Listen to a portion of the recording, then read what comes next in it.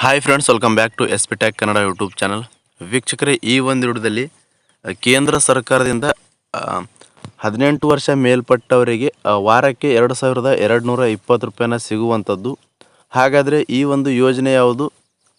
ಈ ಒಂದು ಯೋಜನೆಗೆ ಅರ್ಜಿ ಸಲ್ಲಿಸೋಕೆ ಏನೆಲ್ಲ ಒಂದು ದಾಖಲೆಗಳು ಬೇಕು, ಇದ್ರ ಬಗ್ಗೆ ಕಂಪ್ಲೀಟಾಗಿ ಮಾಹಿತಿನ ತಿಳಿಸ್ಕೊಡ್ತಾ ಇದ್ದೀನಿ.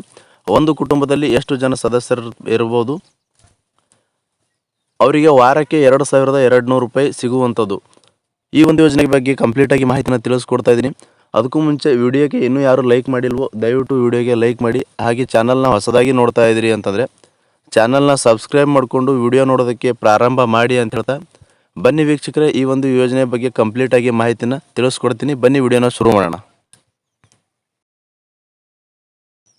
ವೀಕ್ಷಕರೇ, ಮೊದಲನೇದಾಗಿ ಏನು ನೋಡ್ಬೇಕಂತಂದರೆ, ಈ ಒಂದು ಮಹಾತ್ಮ ಗಾಂಧಿ ರಾಷ್ಟ್ರೀಯ ಗ್ರಾಮೀಣ ಉದ್ಯೋಗ ಖಾತ್ರಿ ಯೋಜನೆ ಉದ್ದೇಶ ಏನಪ್ಪ ಅಂತಂದರೆ, ಗ್ರಾಮೀಣ ಪ್ರದೇಶದಲ್ಲಿರುವಂಥ ಒಂದು ಕೂಲಿ ಕಾರ್ಮಿಕರಿಗೆ ಅನುಕೂಲವಾಗಲಿ ವಾರ್ಷಿಕವಾಗಿ 100 ದಿನಗಳವರೆಗೆ ಒಂದು ಉದ್ಯೋಗ ಖಾತ್ರಿಯನ್ನು ಒದಗಿಸುವ ಖಾತ್ರಿ ಯೋಜನೆಯನ್ನು ಜಾರಿಗೆ ತಂದಿರುವಂಥದ್ದು. ಈ ಒಂದು ಯೋಜನೆಯಡಿ ಗ್ರಾಮೀಣ ಪ್ರದೇಶದಲ್ಲಿರುವಂಥ ಪ್ರತಿಯೊಂದು ಕುಟುಂಬಗಳಿಗೆ 100 ದಿನಗಳವರೆಗೆ ಒಂದು ಕೆಲಸನ ಕೊಡುವಂಥದ್ದು.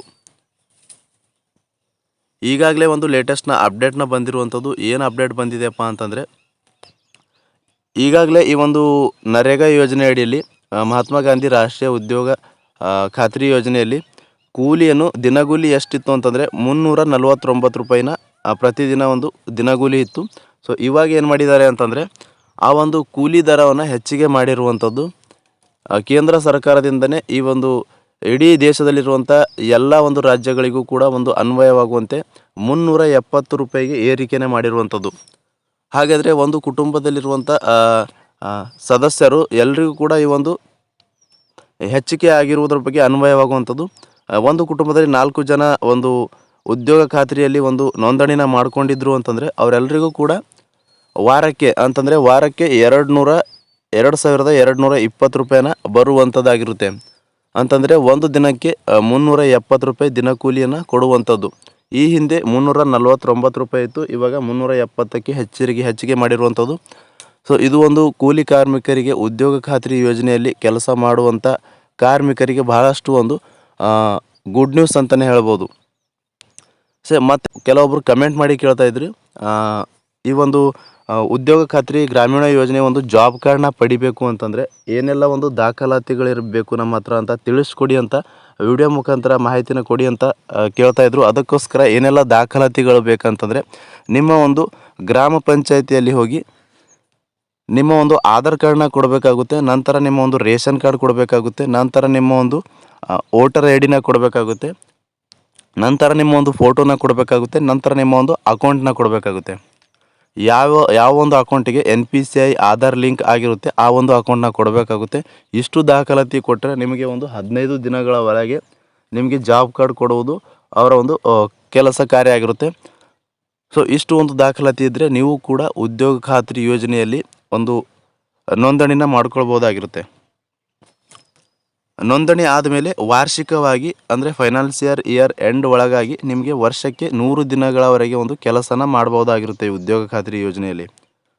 ಸೊ ನಿಮಗೆ ಒಂದು ಕೆಲಸ ಬೇಕಾದಾಗ ನೀವು ಗ್ರಾಮ ಪಂಚಾಯತ್ಗಳಿಗೆ ಹೋಗಿ ಫಾರ್ಮ್ ನಂಬರ್ 6ನ ತುಂಬಿಬಿಟ್ಟು ನಿಮಗೆ ಒಂದು ಕೆಲಸ ಬೇಕಾಗಿದೆ ಅಂತ ಅವರಿಗೆ ಒಂದು ಡಿಮ್ಯಾಂಡ್ ಮಾಡಿದರೆ, ಸೊ ಆವಾಗ ನಿಮಗೆ ಕೆಲಸನ ಒದಗಿಸಿ ಕೊಡುವಂಥದ್ದು ಗ್ರಾಮ ಪಂಚಾಯತ್ ಕೆಲಸ ಆಗಿರುತ್ತೆ.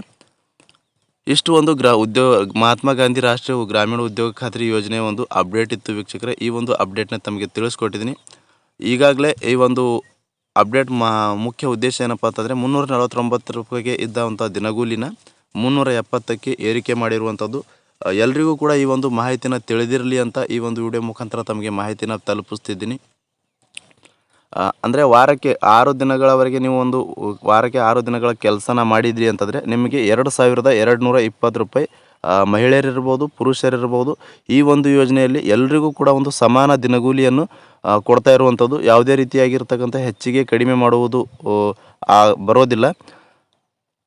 ಎಲ್ರಿಗೂ ಕೂಡ ಸಮಾನವಾಗಿ ದಿನಗೂಲಿನ ಕೊಡಬೇಕಾಗುತ್ತೆ. ಹೀಗಾಗಿ ಈ ಒಂದು ಅಪ್ಡೇಟ್ ಇತ್ತು ವೀಕ್ಷಕರೇ. 370 ರೂಪಾಯಿಗೆ ಒಂದು ದಿನಗೂಲಿ ಏರಿಕೆ ಅಪ್ಡೇಟ್ ಇತ್ತು. ಈ ಒಂದು ಅಪ್ಡೇಟ್ನ ತಮಗೆ ತಿಳಿಸ್ಕೊಟ್ಟಿದ್ದೀನಿ. ಈ ಒಂದು ಮಾಹಿತಿ ತಮಗೆ ಇಷ್ಟ ಆಗಿದರೆ ನಿಮ್ಮ ಒಂದು ಫ್ರೆಂಡ್ಸ್ ಫ್ಯಾಮಿಲಿ ಜೊತೆ ಉದ್ಯೋಗ ಖಾತ್ರಿ ಕೆಲಸ ಯೋಜನೆಯಲ್ಲಿ ಯಾರೆಲ್ಲ ಒಂದು ಕೆಲಸನ ಮಾಡ್ತಾ ಇದ್ದಾರೆ ಅಂಥವ್ರು ಎಲ್ರಿಗೂ ಕೂಡ ಈ ಒಂದು ವಿಡಿಯೋನ ಶೇರ್ ಮಾಡಿ ಅಂತ ಹೇಳ್ತಾ, ಪ್ರಾರಂಭದಿಂದ ಕೊನೆವರೆಗೂ ವಿಡಿಯೋ ನೋಡಿದ್ದಕ್ಕಾಗಿ ತಮ್ಮೆಲ್ಲರಿಗೂ ಹೃದಯಪೂರ್ವಕ ಧನ್ಯವಾದಗಳು ಸ್ನೇಹಿತರೆ. ಮತ್ತೆ ಹೊಸ ಮಾಹಿತಿಯೊಂದಿಗೆ ಭೇಟಿಯಾಗ್ತಿರೋಣ. ಅಲ್ಲಿವರೆಗೂ ನಮಸ್ಕಾರ.